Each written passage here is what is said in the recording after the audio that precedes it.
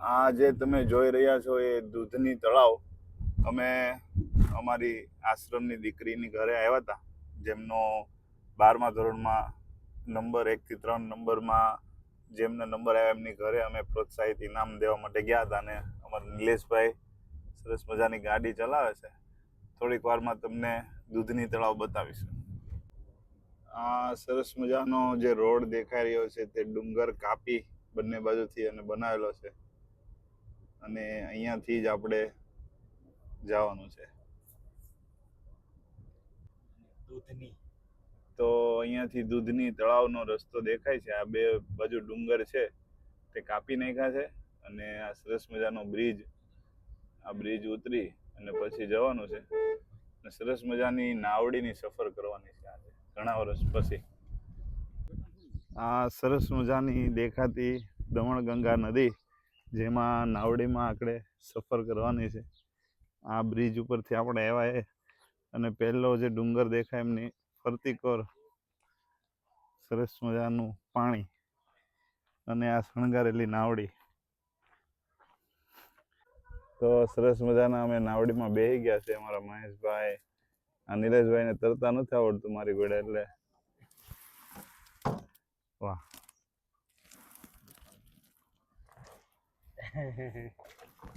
આજે મહેશભાઈ અને નિલેશભાઈ આ સેફટી શું કહેવાય નિલેશભાઈ ને પહેર્યું? હા, જેકેટ એને પહેર્યું, મેં પહેર્યું. તમે વિચારતા હશો કે આ છોકરીએ કેમ નથી પહેર્યું, પણ એને તરતા એટલું આવડે છે. આ નદીમાં અધવચ્ચે એને નાખી દીધી હોય ને તો એ કાંઠે આવી જાય, કારણ કે એ અહીંના જ રહેવાસી છે. એટલે અમારે ત્રણેયને શીખવું પડશે તરતા. કેમ લાગે? હા. નિલેશભાઈ, સાયસ પીવો તો પીવી પડે ને ભલામણ. ક્યાં ઠેરતી અહીં સાયસ પીવા આવ્યા ને તમે ના પડી જાઓ.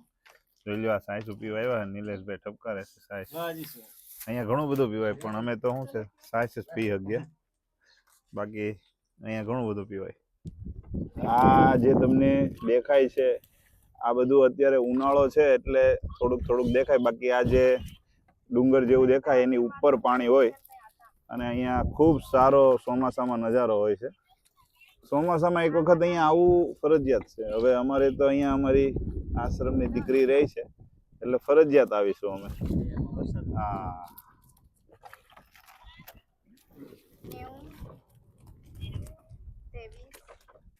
તો આજે અમે નાવડીની સફર કરીને નિલેશભાઈને પૂછીએ, કેવો રહ્યો તમારો અનુભવ? બહુ સરસ, મજા આવી. દમણગંગા નદી ઉપર આવેલું આ એક ટુરિસ્ટ સ્થળ છે, પ્રવાસન સ્થળ છે આ.